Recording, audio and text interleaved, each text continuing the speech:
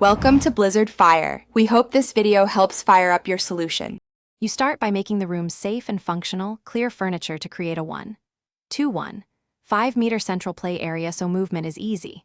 Once done, collect materials: colored paper, safe scissors, masking tape, labels, and a couple of soft rugs.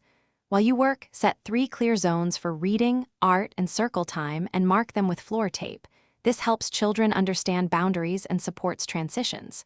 Make quick decisions now to keep momentum. The room will come together fast. You now construct the room's focal areas starting with low eye-level displays around 60-90 cm so children can reach and see.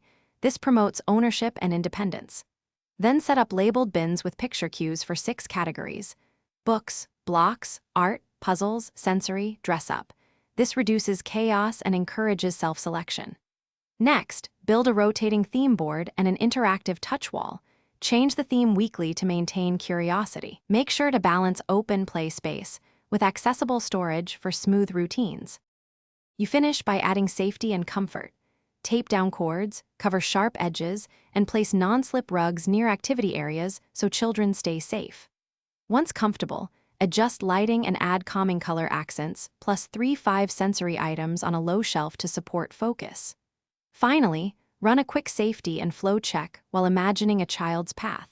If clutter or meltdowns happen, reduce available choices to 3 bins and rotate materials. This small change restores order and keeps engagement high.